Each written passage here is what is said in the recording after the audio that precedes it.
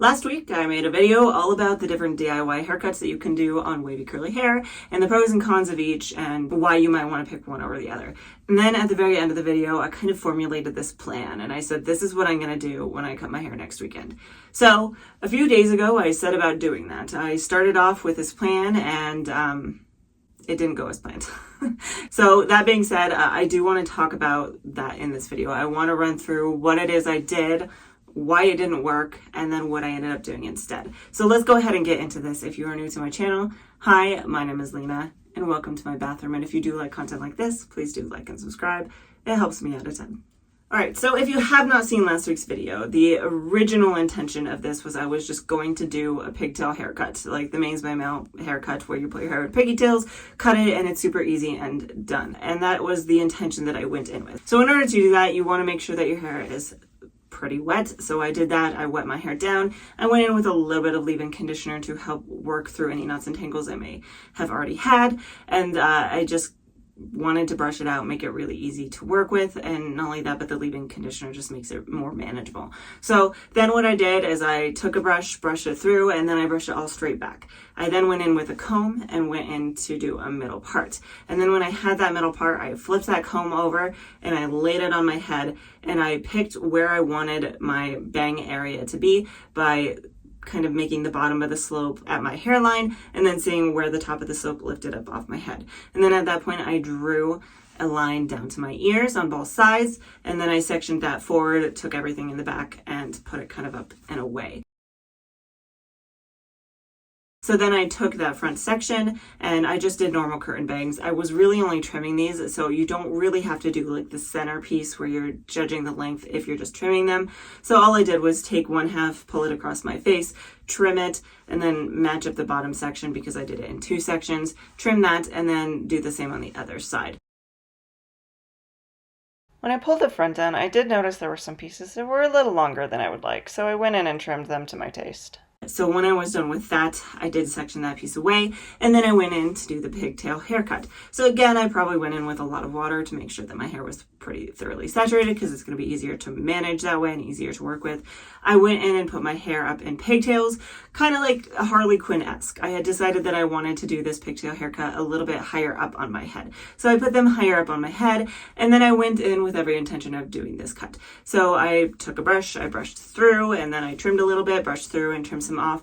And I did the same on the other side, and I was just fighting it. Now, the reason I was fighting it was for a few different reasons. I did make a few different cuts on both different sides, but what I was struggling with is I have very thick hair. So even divided in half, working through it with a brush was not working for me. Even going in with a comb, I just was having a very hard time getting everything to line up properly.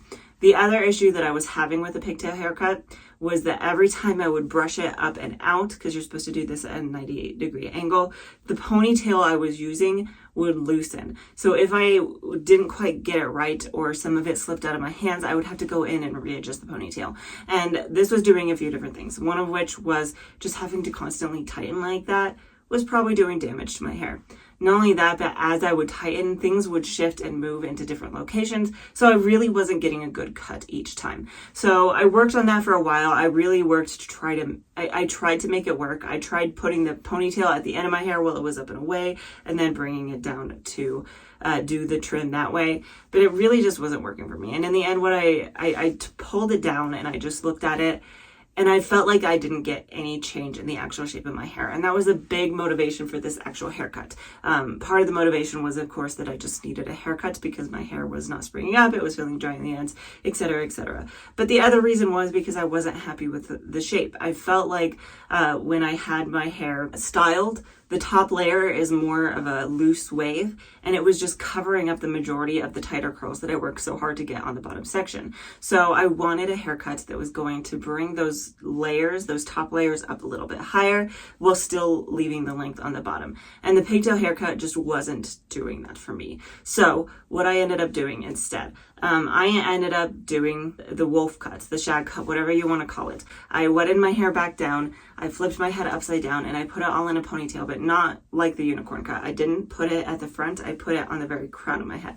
And then you pull it up, up, up, and then you trim that section. And that's what I ended up doing in the end that ended up really working with me. So I kind of just worked through it with a brush to make sure everything was in line. I had left a little section down on the bottom and pulled it up to make sure that I wasn't actually losing any length, because I didn't want to lose length. I wanted it to maintain the length of my hair, but I wanted to give myself longer layers. Is that the right term? Shorter layers, more distance between the layers. So I did that and I trimmed it and then I pulled it down. And it seemed to me like that had worked. I felt like that gave it a better shape. So what I did next is I went in to make it a little bit less of a V shape, because any of these ones up on top of your head, whether it's the unicorn or the shag, are going to give it a little bit of a sharper V. I didn't really want a V for the same reason that I talked about last week. I wanted more of a U shape. So I brought my head forward, turned my head to the side, and trimmed a little bit off the ends. That being said, I wasn't sure that I had quite got the shape I wanted. So I didn't get this on video, but I did recruit my husband's help. I had him come in and trim a few pieces off the very bottom to give it a little bit more of a U shape to it. At that point, I was just done for the night. I was a little bit frustrated, not gonna lie. That's why I'm doing this voiceover instead of a walkthrough as I did it, because I was just getting really mad. So I got to this point, I kind of just left it be, let it air dry, went about the rest of my evening, and then I didn't really have time to style it yesterday, so I went in and I styled it today. I didn't film the styling because I didn't feel it really needed to be filmed. I just went in with the Not Your Mother's products. I went in with the leave-in conditioner, worked that through both sides of my head, went in and sectioned my hair into 3, and then I took some of the curl cream and put it in on the bottom, went in with a little bit of the sculpting gel, raked that through as well, defined with my boar bristle brush, moved up to the top of my head, and then I microplopped with my perfect hair care towel, and then I actually went in with the Not Your Mother's Curl Talk Curl Activating Mousse at the very end, and then I scrunched that in. And here's the thing, that's exactly what I did last week. So I did this for a very specific reason. I wanted to show the difference between these two cuts. Now, my intention was originally to show the difference between kind of locations of where you put those pigtails, but like I said, that really didn't work. So here we are, and I want to show you the difference between these two cuts. So this right here is what my hair looked like after I styled it last week.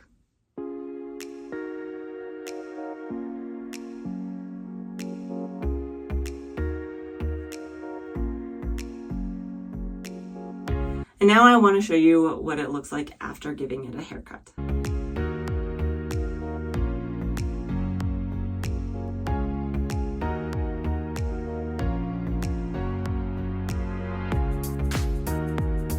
All right, so there will be a complete 360 cursor at the very end of the video, so you can kind of compare them a little bit more front to back, and then all the different angles that you could see it at and see what your thoughts are. So that being said, what are my overall thoughts in it? Am I happy, and what would I recommend? Things like that. I am actually pretty happy with this. I feel like I have more of that distance between these layers so that it exposes a little bit more of the actual like curly side on the bottom, and it just gives it a little bit better shape. And I feel like overall it gives it a little bit more volume as well, which is going to definitely work in my benefit because that's something I struggle with. That being said, I do feel like I still have a lot of pieces over here on this side, because this side of my head is a little bit more like a loose wave, whereas this side is a little bit of a tighter wave, and I feel like they don't really match up when my hair is styled. Like you can see that they just, the left side looks longer, even though I trimmed them at the same length and I've checked and everything like that. So I am actually kind of contemplating going in and cutting it dry so that they look like they match up a little better, and it will give even more of like that appearance of distance between the two.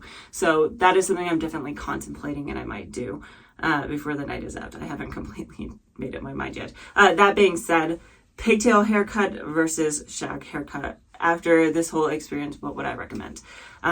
I still would recommend trying the pigtail haircut. I think the reason it doesn't work for me, there's 3 big reasons. One of which is the density of my hair. My hair is so dense that getting it all and trimming it all like that just wasn't working well for me, especially because those ponytails were sliding, which leads into number 2, which is that I have a little bit more of that silky root. The tops of my head here, I have much straighter roots, and that leads to those ponytails kind of sliding. And the other reason those ponytails slide is because I do have hair that's a little bit on the finer side, so it kind of doesn't really grip any ponytail super well. It just wasn't a great option for me because I just couldn't get those ponytails to work out. That being said, bringing it up on top of my head and doing it in one big ponytail, which I've done many times before, seems to work better for me. I never have problems with it. If I do it that way, I can be done in like 10 minutes. Whereas this entire process doing the pigtail haircut took me more like 40 minutes because I was fighting with it so much. And not only that, but like I said earlier, as I was tugging those to readjust the location of them, that's got to be doing some damage to my hair. So I probably wouldn't try it again in the future. It just doesn't work well for me. But I personally like the Shag on my hair a little bit better. But that being said, that doesn't mean I wouldn't recommend the pigtail haircut. I think it just depends on your personal hair type. If you have a tighter texture than I do, those might sit a little bit better. Hell, I don't even know. Maybe if I got different ponytails, it would work a little bit better as well. So maybe I'll try it again. Maybe I'll try getting different ponytails that have a little better grip on my hair and see if I can try it again and if it works a little differently. We'll see. I'll think about it. Now, that being said, if you do like content like this, please do like and subscribe. It helps me out a ton. And I do post a brand new video every single Friday. So hopefully I will see you next time. You know what? I'm going to do it. I'm going to match them up. This might be a mistake, but I'm going to do it. I'm going to be over here in this mirror and I'll probably speed through this and we'll see what it looks like after the fact. But I think it needs to be done. So we have this one here. Needs to be more like, I'm going to go a little long because I don't want the bounce back.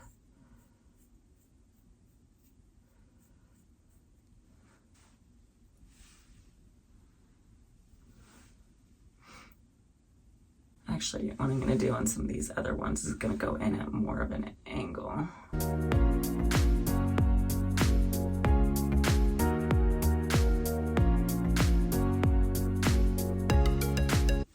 We're going to call that good, and hopefully I didn't just mess things up. But I do think that actually sits a little bit better now. By the way, that is a big benefit of kind of doing your hair like this and doing a DIY. If I had gone to a salon, unless I went and paid, $150 to $200 for a curly specific cut, a lot of hairstylists don't really account for the different textures in your hair. So what you can do is you can cut your hair, or you could even go to a salon and have someone cut your hair for you. And then you style it and you go in and you look at how things are sitting and making sure that they are sitting how you want them to sit. Because we do have different textures in our hair. Like I said, I have more of like a 2C/3A on the bottom, and then this side is more of like a 2B, 2C, and then this side is more of a 2A. So this isn't going to get as much shrinkage, so my head looks kind of lopsided if I don't go in and trim those pieces. So that's a big benefit of this. And I guess we'll see next week when I restyle my hair if I just made a big mistake. But I think this was probably a good move. So that being said, let me know what your thoughts are down in the comments below.